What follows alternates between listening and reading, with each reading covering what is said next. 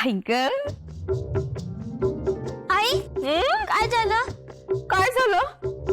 तुझ्या ताईलाच विचार बाबा, फार भयंकर झालंय आई ग. ते काय झालं सांग. गोपड दादाला मारलं का? वेंकू काकांनी ओरडले का? सगळं चिडले दादावर? सांग ना. आई ग आई आई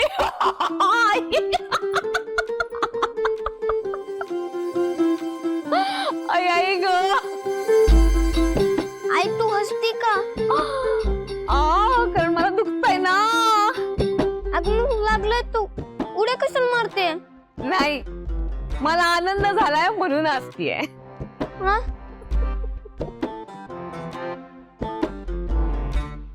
तू काल ते कोणतं गाणं म्हणत होतीस ग? ते वर वर आज मैं ऊपर ऊपर. अगदी तसं वाटतंय बघ मला. आई आई ग आई ग. काय तू इतकी आनंद काय दुखते बघल्यावर? आनंद पोटात माझ्या पायीना.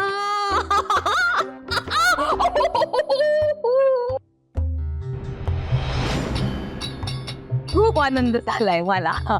आनंद नाही, आसुरी आनंद म्हणतात याला. म्हणजे ए गप गा. तुला तुझं पावडर कुंकुनीत करता येत नाही. जा तू. तुला ना तुझ्या काकीनेच फुस लावली. तिने कशाला काही म्हणायला पाहिजे? दिसतंय मला तुला आनंद कशामुळे झालाय ते. आदोक्षस इकडे ये. तुला शिर्याचा वास येतोय का?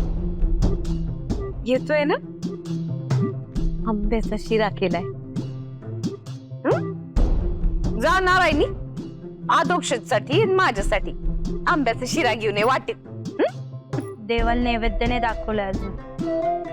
मग आदोक्षच कोण आहे? लहान पोरांमध्ये देवच असतो. त्याला दाखवते आणि मी खाते.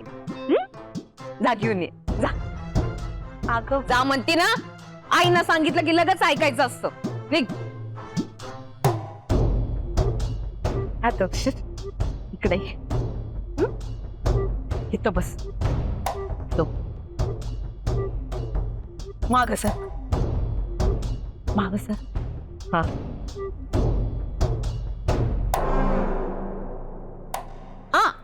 असं पुढे नाही यायचं. माग बस माग बस. आणि एकदम पद्धतशीर बसायचं. हात टेकवून लोडाला. आदोक्षज महाराज, आता तुम्हीच बसणार पा गादीवर. यावाल्या का? याच नाही, आपल्या घराण्याच्या गादीवर. आई मला नीट बोलता येणार?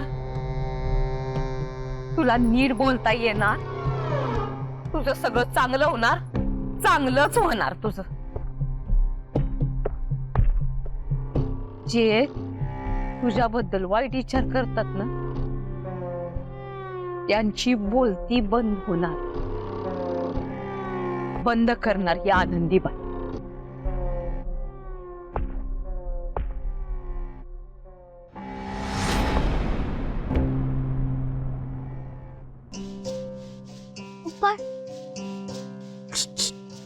पप्पा टोप्या टोप्या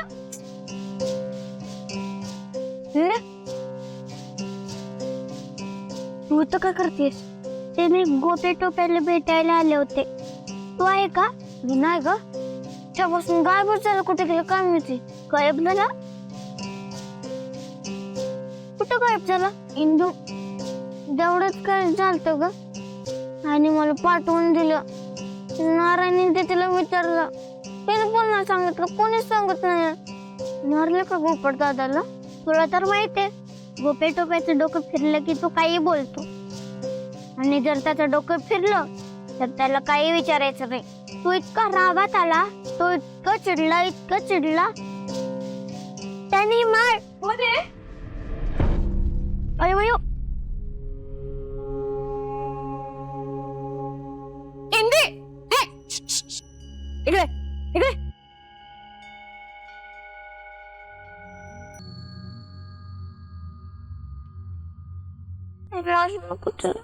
कसं मारेन मी? इथून कसं मारेन?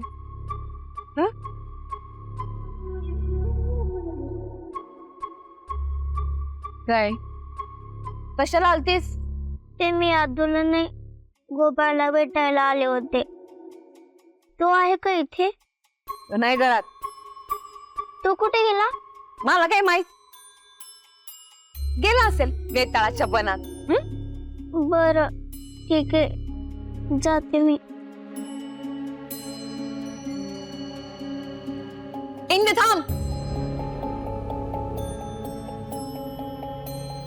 अध्यक्षच आपली नारायणी ताई आहे ना, तिला मी एक काम सांगितलं होतं. झालंय का पाबर? जा जा.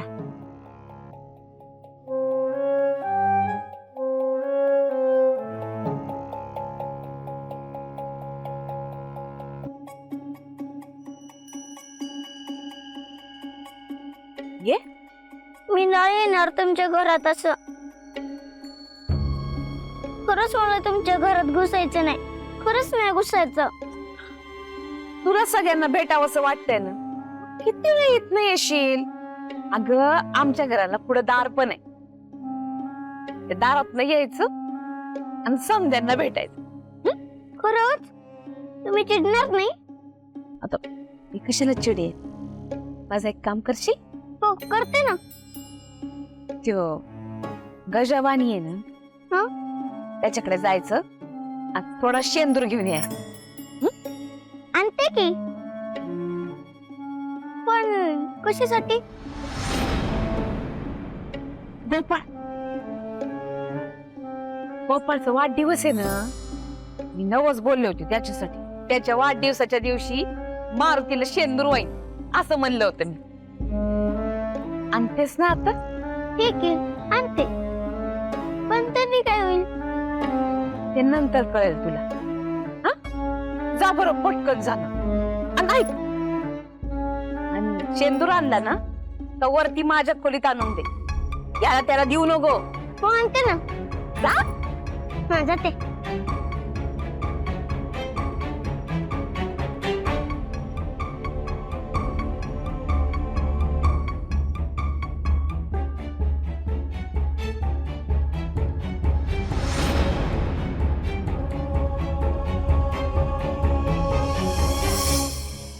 साहेब, ज्या वेळेला तुम्ही फोनवरून म्हणालात की प्रत्यक्ष भेटूनच आपण बोलूयात, त्याच वेळेला मला अंदाज आला होता की तुमच्या हाती कुठली तरी महत्वाची माहिती लागली. साहेब, तसं महत्वाचं आहेच, पण तुम्हाला कसं सांगू ते कळत नाहीये खर्च. अहो त्यात काय एवढं साहेब, जे काय असेल ते विनासंकोच सांगा की. बरं, त्या दिवशी तुम्ही मला हे जी कागदपत्र दिली होती, हे जे कोणी सोपान सावता वाडीकर आहे, हे हयात आहे? नाही नाही नाही, अहो त्यांना जाऊन 8-9 वर्ष झाली. मग त्यांचं कोणी वारसदार वगैरे? इंद्रायणी. हा, त्या दिवशी नव्हतं का बोललो मी तुमच्याशी? लहानगी पोरगी आहे, अनाथ आहे बिचारी. तिच्या आत्याकडे आणि आतोबांकडे राहते. इंद्रायणी सोपान वाडीकर. काका शेंदूर द्या. शेंदूर देतो, पैसे दे ना. अरे मयो, मी पैसे तर विसरले. काका तुम्ही शेंदूर द्या, मी तुम्हाला नंतर पैसे देते. नंतर आणून देते. पेंड आहे काय? हाय पैसे वांदे तुझे, तू कुठून आणशील पैसे? हो काका, असं नका न करू. ठेवा ना माझ्यावर विश्वास. मी तुम्हाला नंतर. विश्वास ठेवा. कोणचं बघ स्वतः सिंदूर देणार नाही तुला. काका मी देते ना तुम्हाला पैसे नंतर. ए, तू कुठून देणार पैसे? तुझा बाप काय सोन्याची खान सोडून गेलाय का तेलाची विहीर? हा, हो काका असं नका. निघ तिकडे. काय तुझ्याकडे? चल. प्रचंड प्रॉपर्टी आहे तिच्या नावावर. इंद्रायणी सोपान वाडीकर आश्रित आहे, अनाथ आहे, म्हणून तिच्या नावावर काहीच नाहीये असं जर कुणाला वाटत असेल तर हा त्यांचा फार मोठा गैरसमज आहे. हो काय सांगताय साहेब? राम कृष्ण हरी. व्यंकू महाराज, तुमच्या आजोबांनी ज्या जागी मंदिर बांधलंय, तुमचं घर ज्या जागी उभं आहे, ती सगळी जागा सावता विष्णू वाडीकर नावाच्या माणसाच्या नावावर दिसते. नाही, काय आधी असेल, अहो पण आता ती आमच्याच नावावर आहे. म्हणजे माझ्या आजोबांनी ती विकत घेतली असेल किंवा मग त्यांना दान मिळाली असेल. नाही नाही, त्याचा कसलाही पुरावा नाहीये, कसलं खरेदी पत्र नाहीये, तो लीज सुद्धा नाहीये. मला वाटतं फक्त विश्वासाच्या जोरावर झालेला मौखिक व्यवहार असू शकतो हा. काय बरं का साहेब, आता त्यावेळेला तर आमचा कुणाचा जन्मही झालेला नव्हता. गावातले जुने जाणते माणसं सांगतात की या वाडीकर कुटुंबियांची बरीच जमीन होती म्हणे. आता त्यातला एखादा जमिनीचा तुकडा माझ्या आजोबांनी विकत घेतला असेल, किंवा मग त्यांना दानही मिळाला असेल. शक्यता आहे, पण त्या व्यवहारावर कायद्याची मोहर नाहीये ना. पण म्हणजे आता ही सगळी जमीन सोपान सावता वाडीकर यांच्याच नावावर आहे. जे की आता त्यांची मुलगी आहे, काय नाव म्हणाला तिचं? इंद्रायणी. इंदिरा येणे. इनहेरिटन्स लॉ प्रमाणे ही सगळी जमीन इंदिरा येणीच्या नावावर होईल. पण म्हणजे आमची शेती, आमचं घर आणि विठुरायाचं मंदिर ज्या जमिनीवर उभं आहे, ती सगळीच जमीन दिग्रसकरांच्या नावावर नाहीये. हो, तुमच्याकडे असलेल्या 53 एकर 18 गुंठे जमिनीचे एकमेव वारसदार आहे इंदिरा येणी सोपान वाडीकर.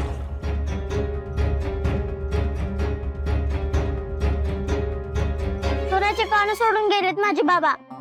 ही विठूची वाडी, इथले माणसं, विठुरायाचं मंदिर, सोन्यासारखंच तर गोष्टी आहेत. हरिदासासारखं चुटू चुटू बोलता येतं तुला? तुझ्या आत्यानं पण मोप पैसे बुडवलेत माझे. ही इंद्रायणी सोपान वाडीकर तशी नाही. मी ना खोटं बोलते ना कोणाची उधारे भाकरी ठेवते. तुम्हाला तुमचे पैसे मिळतील, तुम्ही शेंदूर द्या पटकन. आधी पैसे दे आणि मग सिंदूर घे.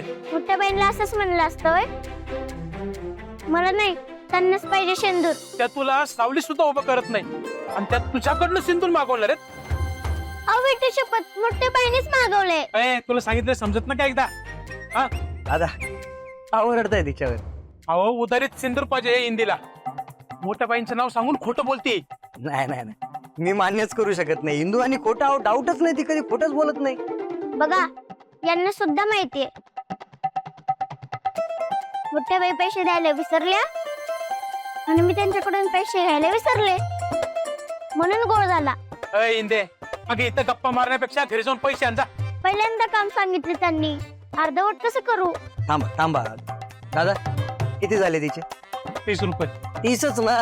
अहो माझ्या खात्यात लिहून घ्या. अहो पण लिहून घ्या.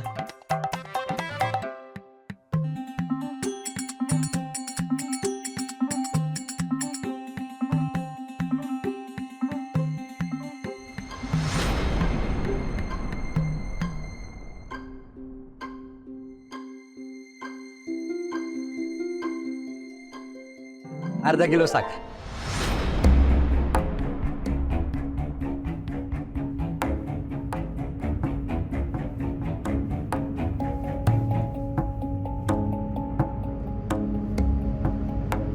इंदिरा येणी सोपान वाडीकर आश्रित अनाथ म्हणून त्याच्या नावावर काहीच नाही. असं जर कुणाला वाटत असेल तर हा त्यांचा फार मोठा गैरसमज. तुमच्या आजोबांनी ज्या जागी मंदिर बांधलं, तुमचं घर ज्या जागी उभं आहे, ती सगळी जागा सावता विष्णू वाडीकर नावाच्या माणसाच्या नावावर दिसते.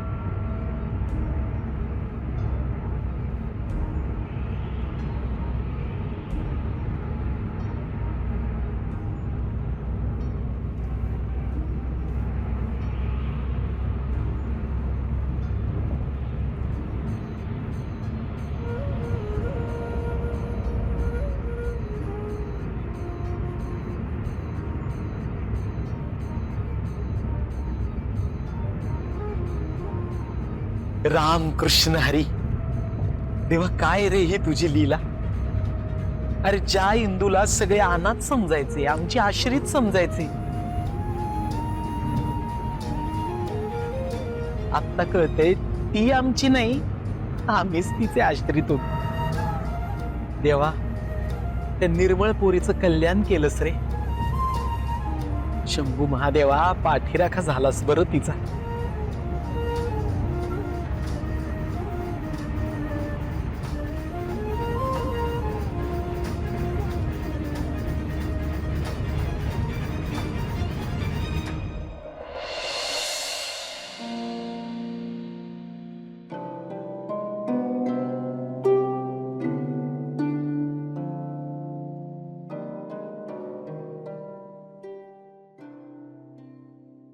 गोपाळ, ए बाळा, अरे आंबा घालून शिरा केलाय तुझ्यासाठी. अगं तुला किती वेळाला सांगितलंय माझ्यासाठी लिमिटच्या बाहेर जाऊन करण्याची काहीच गरज नाही म्हणून. तुला कळत कसं नाही ग? मला माहितीये तुला शिरा आवडतो. मी इथे म्हणून खात नाहीस ना? मी गेल्यावर बरोबर खायचो. समोर एक माग एक तसं काही नसतं माझं. जे काय ते समोरासमोर. आणि हा, आजपासून आवडत नाही मला शिरा. तुझं राग पण ना, अजून राग गेला नाही ना तुझा? हे पण मला मान्य आहे, तुझ्या बाबांनी तुला मंदिरात नेण्यात सगळं काही सांगायला हवं होतं. माझ्यासाठी तो विषय तिथं संपला. खतम, क्लोज्ड. त्यामुळे तो विषय आणि हा शिरा दोघं इथं नकोय. अरे बाळा, असं अन्नाला नाही म्हणू नये. अगं कोणी सांगितलंय? दाखव मला, कुठं लिहिलंय हे? हे बघ, कोणी काही सांगितलं ना, मी डायरेक्ट त्याच्यावर विश्वास नाही ठेवत. शास्त्र काट्यावर तोलून ती गोष्ट सिद्ध झाली असेल तरच मी स्वीकारतो.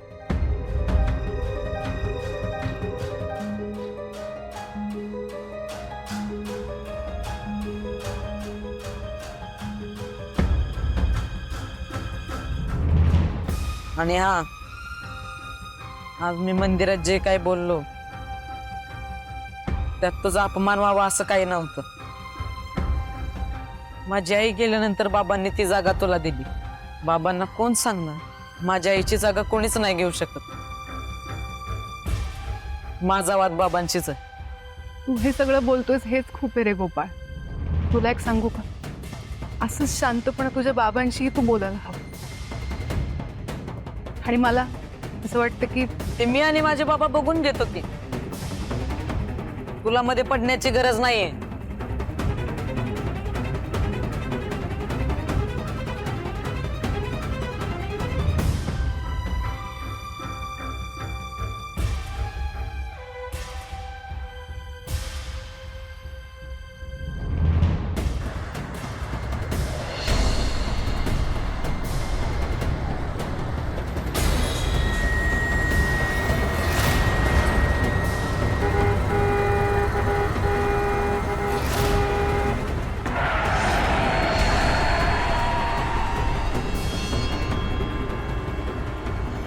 राम कृष्ण हरी.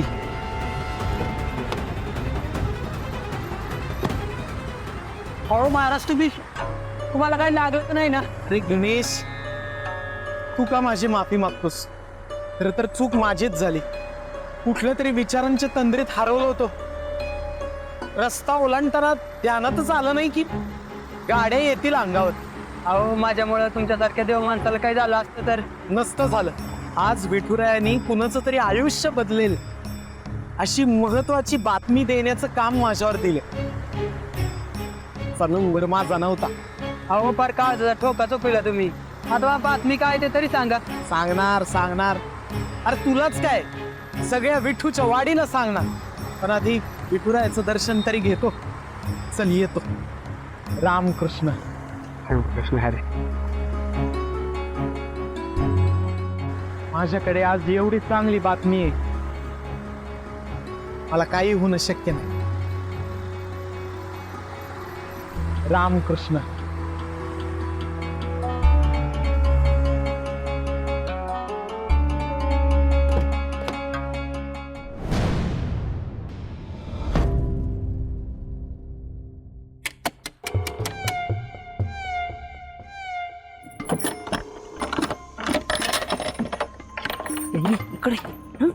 सतत शेंदूर आणायला इतका उशीर. नाही, ते दुकानवाले काका उधार शेंदूर देत नव्हते. मग माझं नाव सांगायचं की. ते तुमचं नाव सांगून काही उपयोग नाही झाला. बघतेस त्याच्याकडं. ते म्हणले नाही देणार नाही देणार नाही देणार. मी निघालेच होते पण ते होय. मला अजिबात तुझी गोष्ट ऐकायची नाहीये. चल जा, माझं काम झालंय. पण ते पैशाचं. आता मी काय पाहून जाते का? तूच असणार आहे ना मी. देईन नंतर. चल जा. पण ते जा म्हणते ना.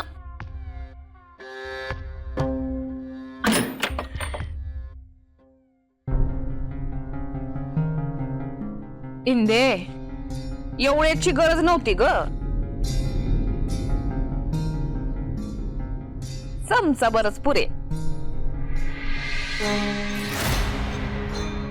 व्यंकू भाऊजी, तुम्ही ज्या पोरीचं दिवसभर नामस्मरण करत असताना त्याच पोरीनं इंदीनं तुमचं तोंड बंद करायचं सामान आणलंय.